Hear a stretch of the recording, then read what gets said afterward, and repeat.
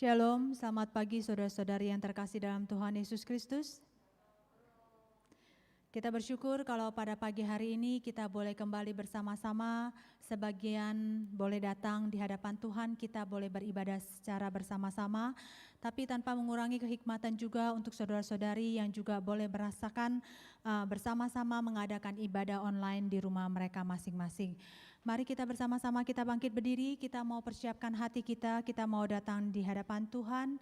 Kita mau rendahkan hati kita dan kita mengakui segala dosa dan kesalahan kita di hadapan Tuhan agar sungguh kita boleh layak datang untuk beribadah kepada Tuhan.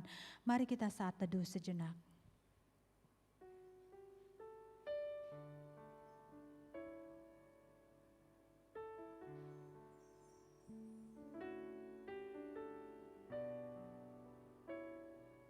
Terima kasih Tuhan kalau pada pagi hari ini kami boleh merasakan sukacita, kami boleh merasakan bagaimana Tuhan memelihara hidup kami sepanjang hari. Terima kasih ya Bapa untuk semua anugerah berkat yang berkelimpahan yang sudah Tuhan berikan dalam hidup kami. Pada saat ini Tuhan, kami bersyukur kalau kami masih diberi kesempatan untuk boleh bersama-sama beribadah kepada Tuhan. Biarlah Tuhan yang sucikan hati kami, layakkan kami agar sungguh Tuhan kami boleh datang di hadapan Tuhan dengan segenap kerinduan hati kami. Terima kasih ya Bapa, terima kasih.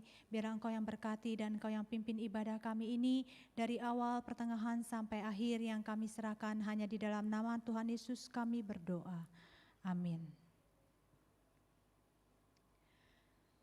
Dalam setiap kehidupan kita, pada saat kita takut, biarlah kita boleh tahu bahwa Tuhan selalu ada beserta dengan kita.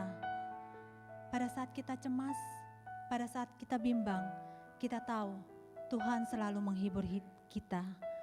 Pada saat kita lemah, Tuhan yang mampu menguatkan kita. Mari kita serahkan hidup kita ke dalam tangan Tuhan, karena kita percaya Tuhan selalu ada bagi kita. Bapa, ku datang menyembah-Mu di sini. Bapa, ku datang menyembah-Mu di sini.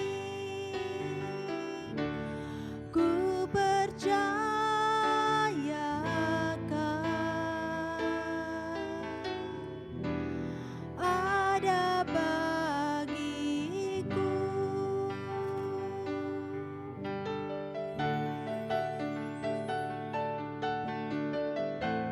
biarlah kita boleh merendahkan hati kita.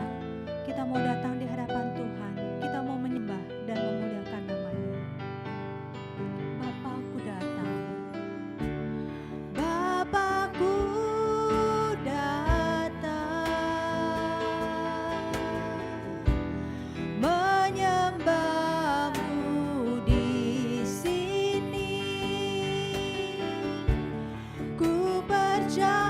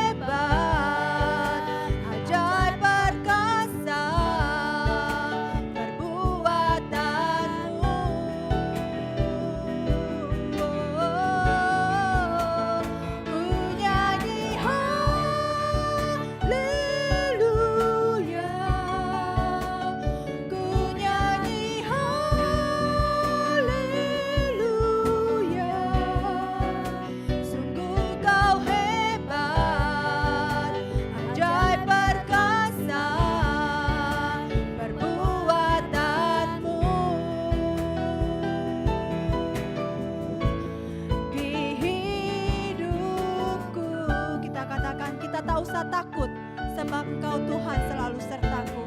Tak usah ku bimbang, karena ku yakin Tuhan Kau selalu ada di dalamku.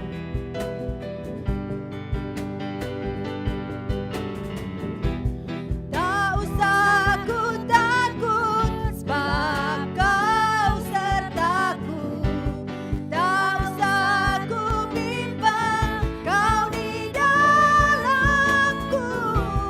Tak usah ku cemas, Kau penghiburku. Saat ku lemah, Kau kuatku. Ku nyanyi haleluya,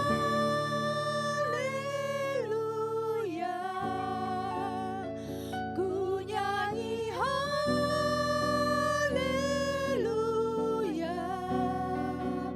Sungguh Kau hebat, ajaib perkasa perbuatanmu.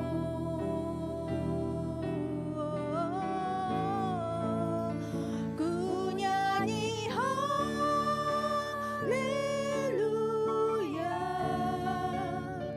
ku nyanyi haleluya.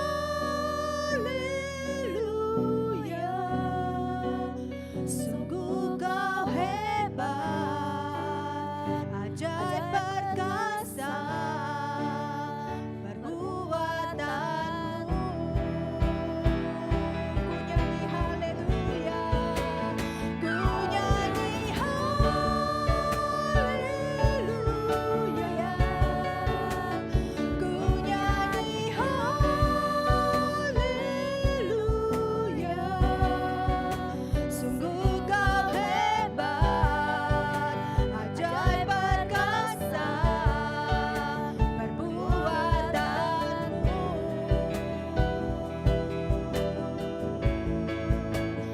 Ku nyanyi haleluya,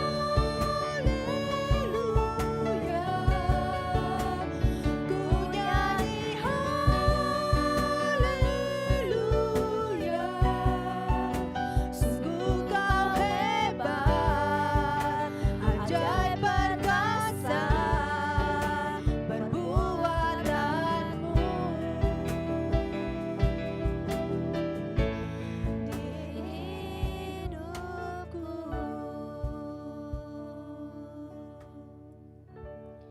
Amin. Di saat kita punya masalah yang sukar, di saat kita punya masalah yang mungkin kita pikir kita sudah tidak punya jalan keluar, tapi biarlah kita boleh berserah kepada Tuhan, karena bersama Yesus tidak ada masalah yang tidak dapat diselesaikan. Amin.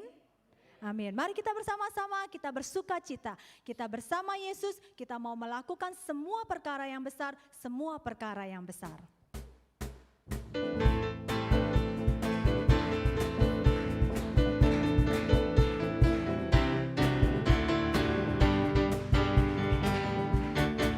Bersama Yesus lakukan perkara besar. Bersama Yesus tidak ada yang sukar. Bersama Yesus ada jalan keluar untuk masalahmu, untuk masalahmu, untuk masalah kita semua.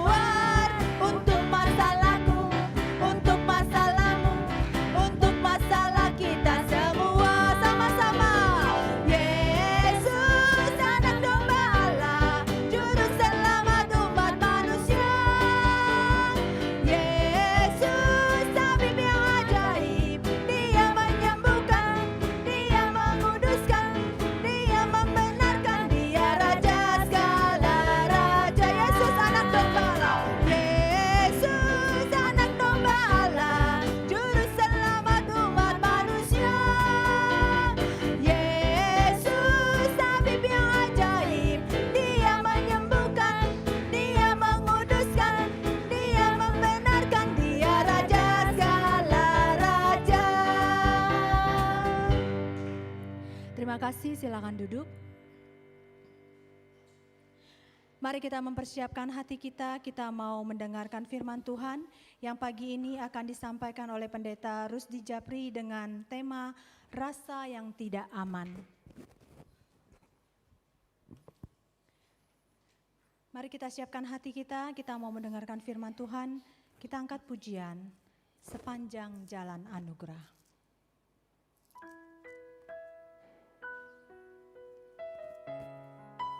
Biar rasa tidak aman kita boleh yakinin dan kita percaya bahwa Tuhan selalu menyertai hidup kita, Dia selalu menuntun hidup kita.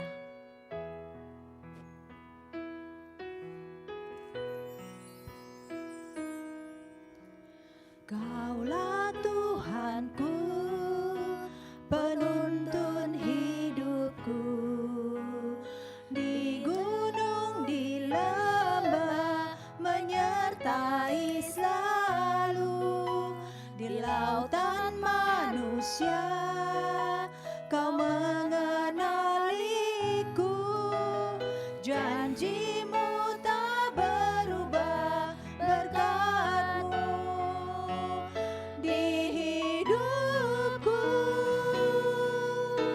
setiap langkahku ada anugerah-Mu, tangan kasih-Mu pandu di hidupku, setiap langkahku ada pengharapan, tangan kasih-Mu tuntun sepanjang hidupku.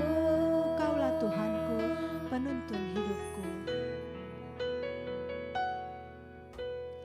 Kaulah Tuhanku, penuntun hidupku, di gunung, di lembah, menyertai selalu, di lautan manusia, Kau mengenaliku, janji-Mu tak berubah, berkat-Mu di hidupku,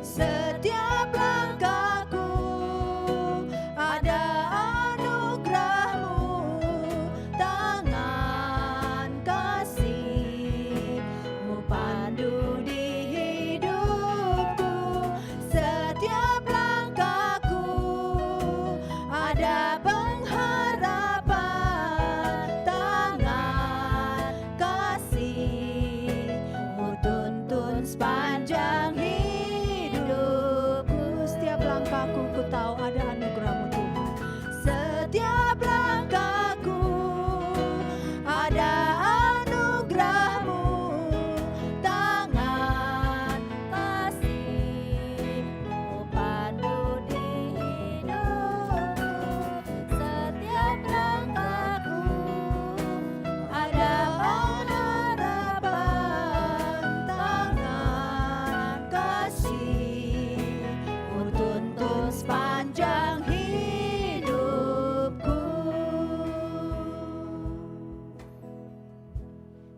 Mari kita masuk di dalam doa. Tuhan, kiranya saat ini kebenaran firman-Mu yang disampaikan oleh hamba-Mu kepada setiap kami boleh memberkati kami sehingga menguatkan kami di dalam situasi di mana kami mungkin merasa tidak aman karena pergumulan, masalah dan situasi yang kami hadapi. Kiranya kebenaran firman-Mu menguatkan kami untuk menjalankan kehidupan ini. Pakai hamba-Mu yang penuh dengan kelemahan, kekurangan, sehingga apa yang disampaikan boleh memberkati kami semua. Kami siap untuk mendengarkan ya Tuhan. Di dalam nama Tuhan Yesus kami panjatkan doa kami. Amin. So sekalian, mari kita membuka bagian firman Tuhan dari Matius pasal yang ke-10 ayat yang ke-29 sampai ke-31. Matius pasal yang ke-10 ayat yang ke-29 sampai yang ke-31. Bukankah burung pipit dijual 2 ekor seduit, namun seekor pun daripadanya tidak akan jatuh ke bumi di luar kehendak Bapakmu? Dan kamu rambut kepalamu pun terhitung semuanya. Sebab itu janganlah kamu takut, karena kamu lebih berharga daripada banyak burung pipit. So sekalian yang terkasih di dalam Tuhan, rasa aman kita seringkali ditentukan oleh situasi yang kita hadapi.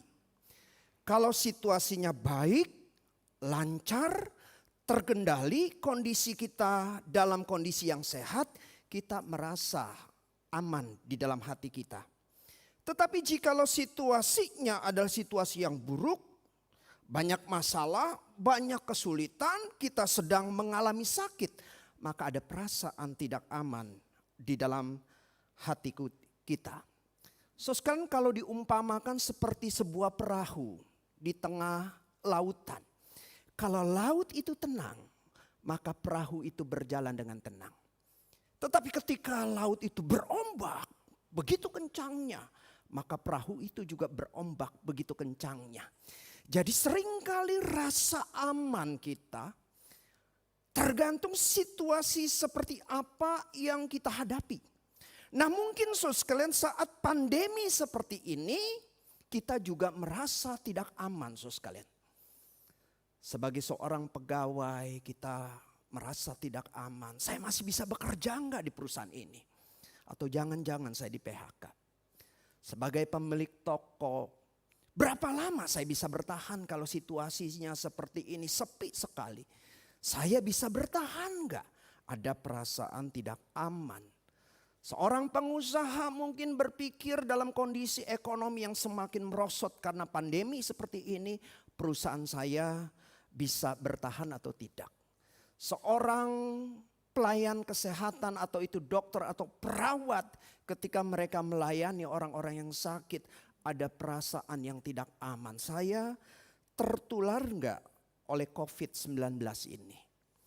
So sekalian seringkali perasaan aman kita, tidak aman kita tergantung seperti apakah situasi yang saya hadapi. Nah so sekalian oleh sebab itu di tengah pandemi ini sebenarnya ada pandemi yang baru. Bukan hanya pandemi COVID-19 so sekalian, ada pandemi yang baru. Pandemi yang disebabkan oleh rasa tidak aman, yaitu stres, depresi. Jadi so sekalian di tengah situasi seperti ini, ada pandemi baru karena ada perasaan tidak aman yang dihadapi oleh banyak orang di dalam situasi seperti ini. Nah, oleh sebab itu saudara sekalian, Direktur Departemen Kesehatan Mental WHO yang bernama Devorah Kestel mengatakan kalimat seperti ini. Isolasi, ketakutan, ketidakpastian dan kekacauan ekonomi merupakan penyebab dari stres psikologis saat ini. Nah, di Amerika misalnya Kaiser Family Foundation menemukan pada akhir Maret bahwa 45% orang dewasa di tengah pandemi ini mengatakan bahwa pandemi ini menyebabkan masalah kesehatan baginya. Dan 19% mengatakan mereka mengalami masalah kesehatan yang sangat serius. Dan juga penerima telepon dari Disaster Distress Helplines di AS mengatakan dalam kondisi seperti ini banyak orang yang telepon. Di bulan Februari sampai Maret meningkat 300%. Menceritakan masalah yang mereka hadapi itu begitu berat. Jadi saudara sekalian dalam situasi pandemi seperti ini banyak orang merasa tidak aman hidupnya. Bahkan banyak di antara mereka yang stres, bahkan mengalami depresi berat. Dan mungkin saudara sekalian kalau saudara pergi ke rumah sakit jiwa dan bertanya, mungkin banyak yang mengatakan rumah sakit jiwa mengatakan jumlahnya bertambah. So sekalian yang terkasih di dalam Kristus. Kalau kita lihat perikop dalam Matius 11 ini, saudara sekalian. Ini perikop menceritakan bagaimana Yesus mengutus murid-muridnya untuk melayani Tuhan. Dan saudara sekalian, ketika mereka dipanggil untuk melayani Tuhan, maka saudara sekalian banyak kesulitan-kesulitan yang mereka hadapi. Yang digambarkan seperti apa? Aku mengutus kamu seperti domba di tengah serigala. Saudara sekalian, domba di tengah serigala apakah punya rasa aman, saudara sekalian? Pasti tidak punya rasa aman, mengerikan situasinya. Saudara sekalian, dikatakan engkau akan dibawa ke majelis agama dan mereka menyesal mereka. Ada pemimpin-pemimpin agama yang harus mereka hadapi, meneror mereka, menyesal mereka. Dan dikatakan saudara sekalian, kamu akan digiring ke penguasa-penguasa dan raja-raja. Ada pemimpin-pemimpin politik yang mereka hadapi. Siapakah mereka? Harus berhadapan dengan pemimpin-pemimpin politik yang punya kekuasaan yang besar. Dikatakan engkau akan dibenci, dihianati oleh orang-orang yang terdekat. Keluargamu, mungkin itu ayahmu, ibumu. Saudara sekalian, kita di dalam sebuah keluarga karena Kristus, ada orang yang membenci dan mengkhianati, dan orang itu adalah orang yang sangat kita percayai. Keluarga sendiri. Ada perasaan tidak aman. Engkau akan dibenci oleh orang banyak. Ayat yang ke-22. Dan engkau akan menganiayai. Dianiayai seperti Yesus dianiayai. Ayat 24 sampai 25. Jadi saudara sekalian, ketika murid-murid diutus oleh Yesus untuk melayani, maka mereka menghadapi satu situasi yang tidak aman. Mereka menghadapi pemimpin-pemimpin politik, mereka menghadapi pemimpin-pemimpin agama, mereka akan dihianati oleh orang-orang terdekat dalam hidup mereka. Mereka menghadapi kesulitan-kesulitan yang amat berat. Seharusnya saudara sekalian itu memberikan rasa tidak aman kepada mereka. Tetapi saudara sekalian, dalam situasi seperti ini, maka Yesus mengucapkan kalimat seperti ini. Di ayat yang ke-29 sampai yang ke-31.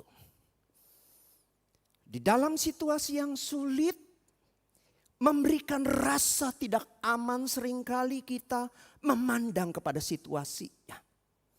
Tetapi bagian ini saudara sekalian, Yesus mengajarkan kepada murid-murid, situasimu memang tidak aman, situasimu sulit, situasimu penuh dengan penganiayaan, situasimu penuh dengan penderitaan, tetapi pandanglah kepada Tuhan.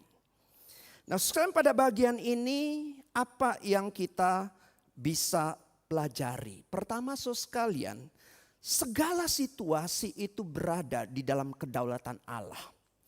Maka Tuhan mengajak murid-murid untuk memandang burung pipit. Dan Yesus katakan, bukankah burung pipit dijual 2 ekor seduit? Namun seekor pun daripadanya tidak akan jatuh ke bumi di luar kehendak Bapakmu. Tuhan berkuasa atas situasi yang terjadi. Apapun yang terjadi tidak di luar kendali daripada Tuhan. Apapun yang terjadi ada di dalam kehendak Tuhan. Ketika sesuatu terjadi, karena Tuhan berkata ya itu terjadi. Tetapi sesuatu tidak akan terjadi kalau Yesus berkata tidak akan terjadi. Jadi saudara sekalian, situasi seperti apapun saudara sekalian, yang mungkin begitu mengkhawatirkan, menakutkan bagi kita, maka kita perlu ingat, dalam berbagai situasi yang kita hadapi, tetap di dalam kehendak Tuhan. Apapun yang saudara alami, saudara ada di dalam kehendak Tuhan. apapun dalam situasi sulit apapun yang saudara hadapi, jika saudara tidak diizinkan mungkin di PHK, perusahaan saudara bangkrut, maka itu tidak akan terjadi. So sekali hidup kita bukan dikendalikan oleh situasi. Tetapi hidup kita dikendalikan, dikontrol. Dan apapun yang terjadi di dalam hidup kita, di dalam kehendak Tuhan. So sekalian dikatakan burung yang jatuh, yang kecil, yang seolah-olah tidak ada harganya. So sekalian lihat di taman, ada burung pipit. Saudara ambil, mungkin saudara akan lepaskan, harganya murah so sekalian. Tetapi kalau saudara dapat mungkin burung kakatua ya, yang bisa ngomong, apalagi manggil kok gitu ya. Wah, saudara akan bawa pulang so sekali, karena saudara tahu itu sangat berharga. Tetapi bagaimana seekor burung pipit dapat jatuh so sekalian? Bukan dikatakan begini. Burung pipit jatuh karena dikatakan karena angin yang keras. Bukan so sekalian. Burung pipit yang jatuh bukan dikatakan ada peluru dari pemburu yang menembaknya. Bukan so sekalian. Bukan dikatakan karena diterkam oleh burung raja wali yang mengajarnya. Bukan so sekalian. Bukan dikatakan karena angin. Bukan dikatakan karena peluru. Bukan karena dikatakan burung raja wali yang menerkamnya. Bukan so sekalian. Tetapi dikatakan burung pipit itu jatuh karena kehendak Tuhan. So sekalian apapun rencana kita, kalau itu bukan kehendak Tuhan, itu tidak akan terjadi. Sebagaimana jahatnya rancangan orang mencelakakan kita, kalau itu bukan kehendak Tuhan, itu tidak akan terjadi. Bagaimana situasi ekonomi sesulit apapun kita hadapi, kalau bukan kehendak Tuhan, maka usaha kita akan tetap lancar.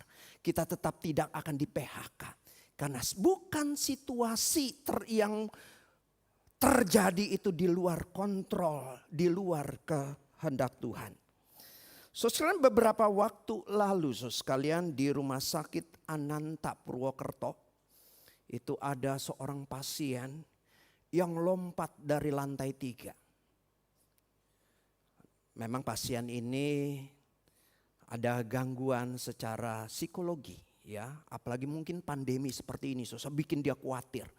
Maka ketika dibawa ke rumah sakit di Ananta Purwokerto ini, dia lompat dari lantai 3 sekalian. Ketika dia lompat, tahu beritanya sekalian? Baca nggak beritanya nih? Enggak ya. Ternyata nggak mati. Kenapa? Nyangkut di pohon.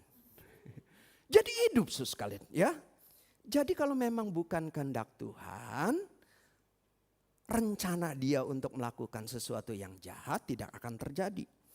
Nah sekalian ada seorang yang bernama Franz Salak. Ya, ini seorang Kroasia. Dia beberapa kali mengalami kecelakaan yang mengancam jiwanya. Tahun 1962 dia naik kereta, tapi keretanya itu akhirnya tergelincir dan keluar jalur menabrak sungai. 17 orang meninggal dunia, tetapi dia berhasil keluar dari sungai dengan berenang, dia tetap selamat. Tahun 63 juga Salak mendapatkan kabar orang tuanya sakit dan dia mengunjungi naik pesawat. Ternyata pesawatnya ketika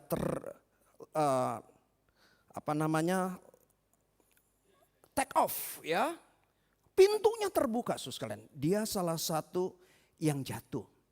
Tetapi dia beruntung sekalian, waktu dia jatuh ternyata dia jatuh di kumpulan jerami sekalian ya. Tumpukan jerami dan dia selamat.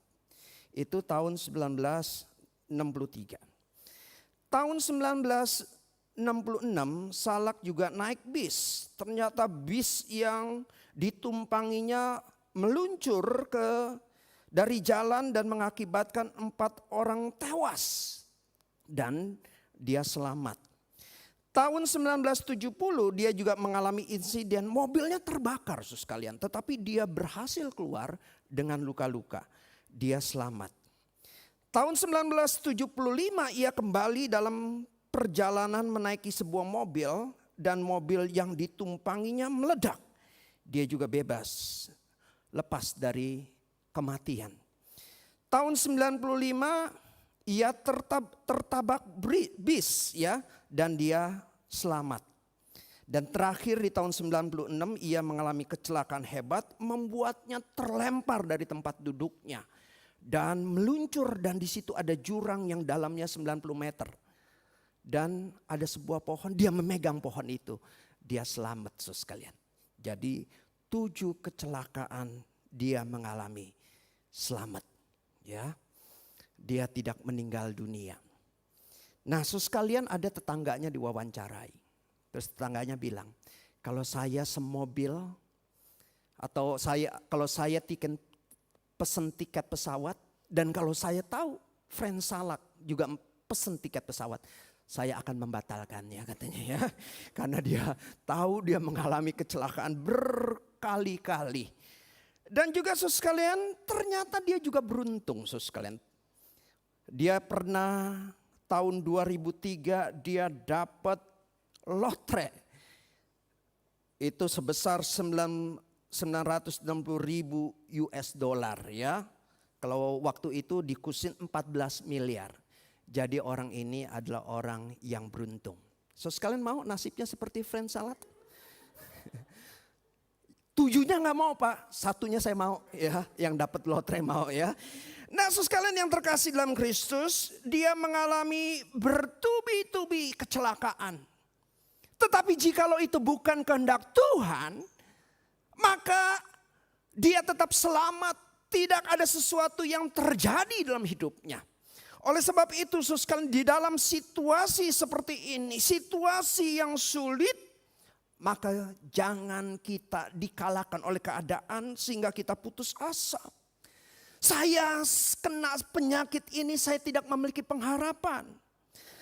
Saya dalam situasi sulit seperti ini tidak ada jalan keluarnya. Saya menghadapi pandemi seperti ini, maka kesulitan pasti akan datang dan saya tidak sanggup untuk melawannya. So sekalian biarlah kita boleh belajar Tuhan berdaulat. Tuhan berkuasa atas segala situasi. Dia berkuasa atas penyakit. Dia berkuasa atas kematian. Dia berkuasa dalam situasi peperangan. Dia berkuasa dalam situasi ekonomi yang krisis ekonomi. Dia berkuasa di dalam situasi pandemi seperti ini. So sekalian yang terkasih dalam Kristus, biarlah kita boleh belajar bahwa segala sesuatu yang terjadi ini di dalam kehendak Allah. Dan tidak ada satupun yang terjadi. Termasuk hal-hal yang kecil saudara sekalian. Burung jatuh. Itu di dalam kehendak Tuhan. Apalagi dalam situasi sulit seperti ini. Maka kita lihat bahwa Tuhan kita itu Tuhan yang tetap berkuasa. Yang tetap mengendalikan situasi yang ada. Di dalam pandemi seperti ini bukan situasi yang menentukan. Tetapi tetap Tuhan yang berkuasa dan menentukan apa yang terjadi. Yang kedua saudara sekalian, kita melihat juga kepedulian Allah. Maka dikatakan segala sesuatunya terjadi di dalam kehendak Bapakmu di sorga. Saudara sekalian yang terkasih di dalam Kristus, kita dikatakan kita memiliki Bapa yang ada di sorga. Di dalam Matius 7 ayat yang ke-11 dikatakan, jadi jika kamu yang jahat tahu pemberian yang baik kepada anak-anakmu, apalagi Bapakmu yang di surga, ia memberikan yang baik kepadamu, kepada mereka yang meminta kepadanya. Kita Bapa, kita punya anak saudara sekalian. Maka saudara sekalian kita ingin anak kita itu yang terbaik. Kita mungkin pengen anak kita menjadi seorang atlet, maka kita pertemukan dengan satu klub atlet yang baik. Apa itu klub badminton, apakah itu klub lari, basket dan sebagainya. Kita mau dia mendapatkan pelatih yang baik. Dan juga kita membiarkan juga mereka dilatih sedemikian rupa sulitnya. Dan ketika latihan ada penderitaan-penderitaan, ada kesulitan-kesulitan, jerih lelah yang mereka alami. Kita sebagai bapa, ketika kita ingin anak kita menjadi anak yang berhasil, maka saudara sekalian, kita juga mengizinkan kesulitan-kesulitan, penderitaan-penderitaan yang dialami oleh dia. Supaya dia menjadi orang yang kuat. So sekalian, dikatakan Bapamu yang di surga pun tahu pemberian yang terbaik. So sekalian, jangan kita berpikir pemberian yang terbaik kalau hidup saya lancar, hidup saya tidak ada masalah, hidup saya lurus terus, hidup saya tanpa kesulitan. Tidak, so sekalian. Seperti seorang ayah yang kadang-kadang mendesak anaknya untuk belajar dengan giat. Memberikan disiplin-disiplin yang ketat supaya anaknya berhasil. Kadang-kadang Tuhan izinkan itu terjadi di dalam hidup kita. Tetapi sekalian, anak akan mengerti kalau papa saya seperti itu. Papa yang kadang-kadang menjaga saya tidur, melindungi saya, menopang saya ketika saya lemah. Kalau dia izinkan itu terjadi di dalam hidup saya, pasti dia punya rencana yang baik. So sekalian yang terkasih dalam Kristus, situasi sulit yang kita alami diizinkan oleh siapa, so sekalian? Oleh Allah. Siapakah Allah? Bapamu di sorga yang tahu bagaimana menjagamu, melindungimu, menyertaimu dalam keadaan sesulit apapun. Sehingga sekalian rasa khawatir oleh karena keadaan atau situasi bisa berubah menjadi satu situasi di mana kita merasa aman. Saya ingat apa yang dialami oleh Habakuk ketika Raja Habakuk diberikan sebuah pembukaan, diberikan sebuah yang dibukakan oleh Tuhan. Bahwa ada bangsa Babel yang akan menyerang bangsa Yehuda, kerajaan Yehuda. So sekalian, apa yang dikatakan oleh Habakuk? Ketika aku mendengarnya, gemetarlah hatiku. Mendengar bunyinya, menggigillah bibirku. Tulang-tulangku seakan kemasukan sengal dan aku gemetar di tempat aku berdiri. Namun dengan tenang ku nantikan hari kesusahan yang akan mendatangi bangsa yang bergerombolan menyerang kami. Sekalipun pohon ara tidak berbunga, pohon anggur tidak berbuah, hasil pohon zaitun mengecewakan. Sekalipun ladang-ladang tidak menghasilkan, bahkan makanan kambing domba terhalau dari kurungan dan tidak ada lembu sapi dalam kandang. Namun aku bersorak-sorai di dalam Tuhan. Beria-ria di dalam Allah yang menyelamatkan aku. Allah Tuhanku itu kekuatanku. Ia membuat kakiku seperti kaki rusa. Ia membiarkan aku terjebak di bukit-bukit. So sekalian, inilah yang dikatakan oleh Habakuk ketika tahu ada bangsa Babel yang menyerangnya. Gemetar hatinya. Bibirnya gemetar ketakutan. Tetapi dikatakan, aku menghadapinya dengan tenang. Kenapa dia bisa begitu tenang? Dari kesulitan, gemetar, takut. Aku menghadapinya dengan tenang. Kakiku seperti kaki rusa yang menaiki bukit-bukit. Walaupun keadaan sulit. Yang digambarkan pohon zaitun tidak berbuah. Dan keadaan begitu sulit.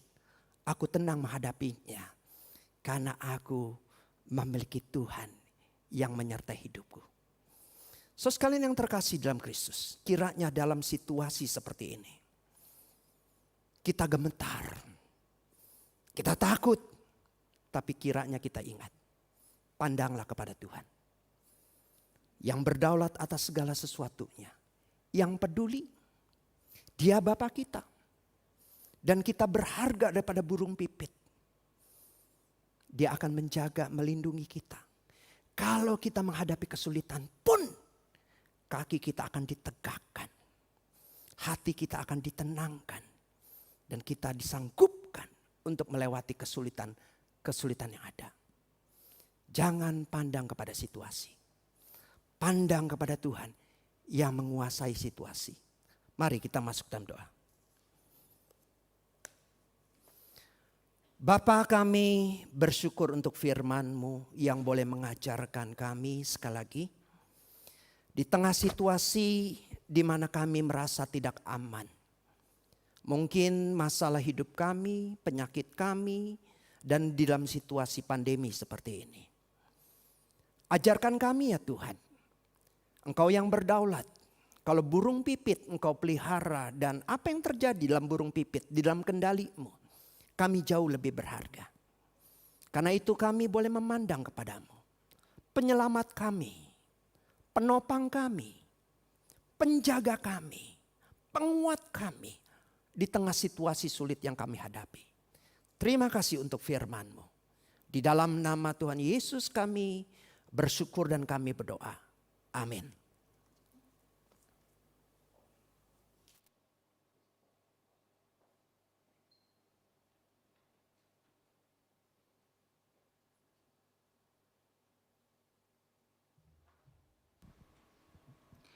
Terima kasih untuk firman Tuhan yang begitu indah yang sudah disampaikan oleh Pendeta Rusdi Japri. Biarlah firman Tuhan boleh senantiasa menguatkan kita. Mari kita bersama-sama, kita akan bangkit berdiri, kita akan mengakui pengakuan iman rasuli. Pengakuan iman rasuli. Aku percaya kepada Allah, Bapa yang Maha Kuasa, Khalik langit dan bumi, dan kepada Yesus Kristus anaknya yang tunggal Tuhan kita, yang dikandung daripada Roh Kudus, lahir dari anak darah Maria, yang menderita sengsara di bawah pemerintahan Pontius Pilatus, disalibkan, mati dan dikuburkan, turun ke dalam kerajaan maut, pada hari yang ketiga bangkit pula dari antara orang mati, naik ke surga, duduk di sebelah kanan Allah, Bapa yang Maha Kuasa, dan dari sana Ia akan datang untuk menghakimi orang yang hidup dan yang mati. Aku percaya pada Roh Kudus, gereja yang kudus dan am, persekutuan orang kudus, pengampunan dosa, kebangkitan tubuh dan hidup yang kekal. Amin. Kita tetap berdiri.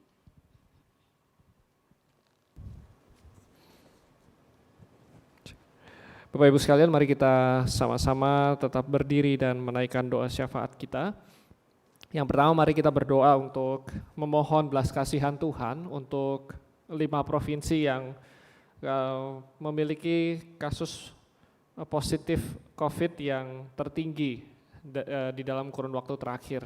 Misalkan di Jawa Timur, di Jakarta, di Jawa Tengah, Kalimantan Selatan, Sulawesi Selatan, dan juga beberapa daerah lain yang memiliki peningkatan yang cukup tinggi. Mari kita doa memohon belas kasihan Tuhan supaya Tuhan yang boleh menolong pemerintah setempat untuk bisa menanggulangi masalah ini, dan juga kita doakan supaya semua masyarakat juga bisa taat terhadap protokol kesehatan pencegahan COVID-19 dengan disiplin dan ketat. Mari kita sama-sama buka suara, kita berdoa. Bapa kami dalam surga, kami memohon kepada Tuhan ya Tuhan, khususnya untuk daerah-daerah yang memiliki peningkatan kasus positif tertinggi beberapa waktu terakhir. Tuhan, kami mohon belas kasihan-Mu supaya Engkau menolong pemerintah setempat untuk bisa mengatasi keadaan ini.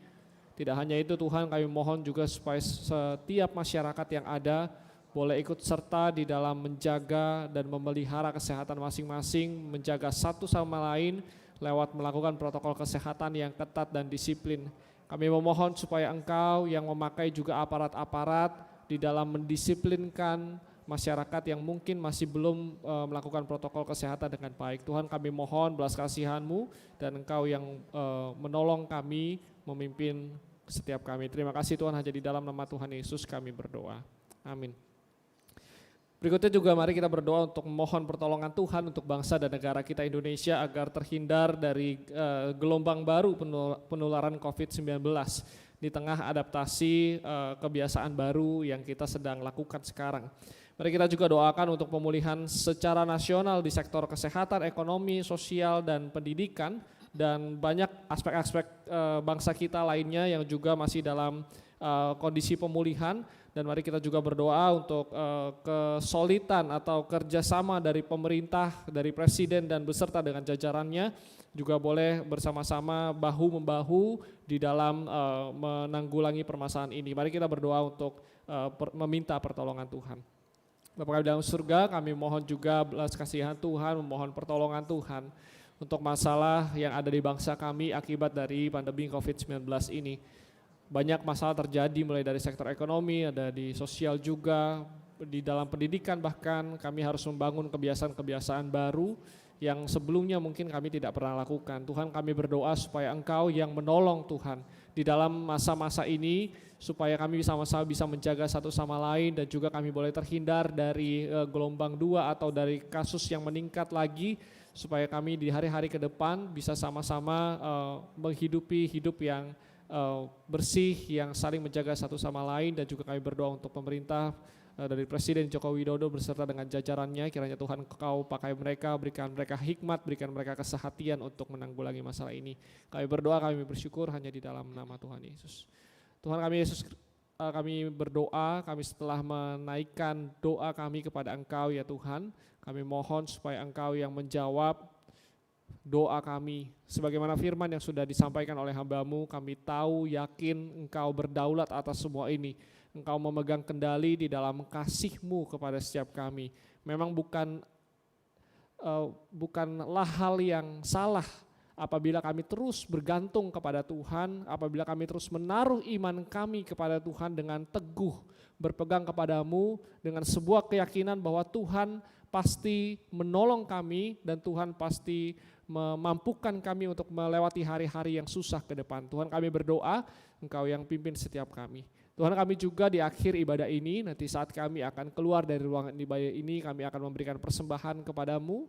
Tuhan, Engkau yang memberkati setiap jemaat yang memberi maupun yang belum punya kesempatan memberi, baik yang memberi di gereja maupun juga lewat transfer. Tuhan, kami berdoa kiranya berkat-Mu boleh melimpah, berkat-Mu boleh menyertai setiap kami. Hanya di dalam nama Tuhan kami Yesus Kristus kami berdoa.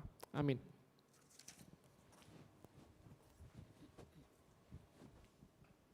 Kita angkat pujian Bapa, terima kasih. Bapa, terima kasih. Bapa, terima kasih.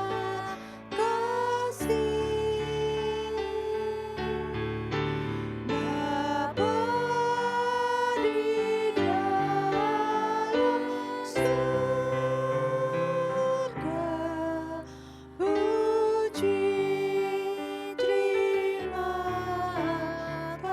kasih.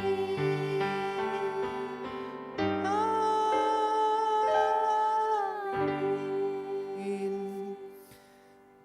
So sekalian, mari kita mengarahkan hati dan pikiran kita kepada Tuhan dan menerima berkat daripada Tuhan melalui hamba-Nya, sehingga kita boleh dikuatkan di dalam situasi yang sulit seperti ini.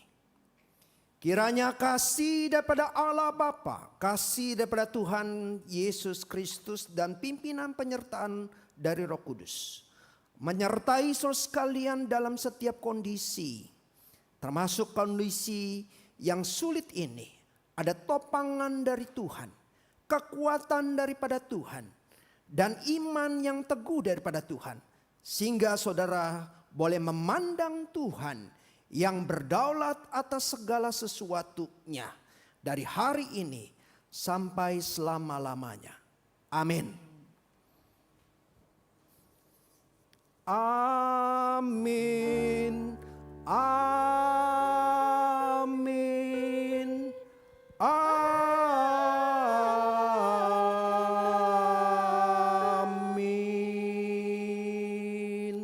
Silakan duduk saudara sekalian.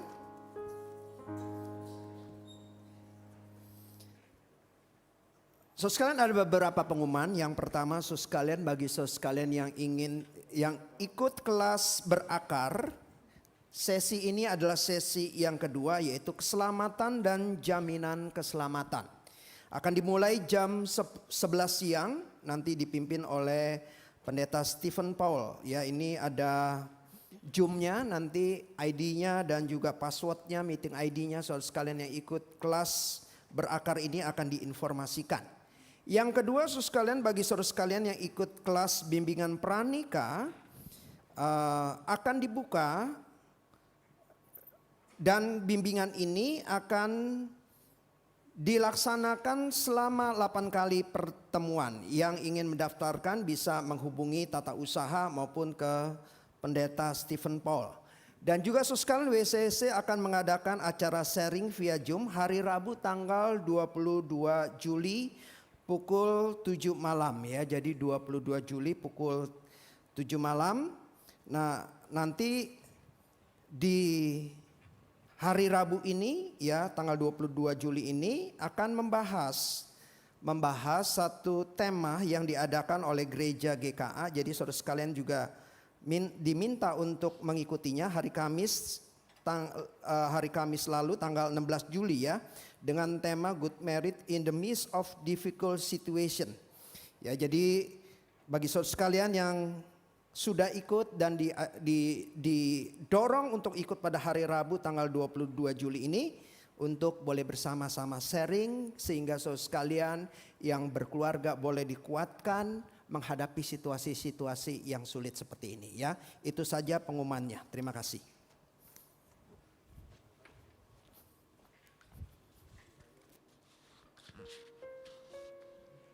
Terima kasih. Setelah selesai ibadah kita pada pagi hari ini, biarlah Tuhan yang menyertai dan memimpin kita dan terus memakai kita untuk menjadi berkat Tuhan. Mari kita bersama-sama kita akhiri ibadah kita pada pagi hari ini. Kita bangkit berdiri, kita nyanyikan Ku Kasihi Kau dengan kasih Tuhan, sambil memberikan kepalan tangan kepada saudara-saudari kita, dan tidak lupa juga memasukkan amplop persembahan yang ada di belakang. Mari kita nyanyikan lagu Ku Kasihi Kau dengan kasih Tuhan.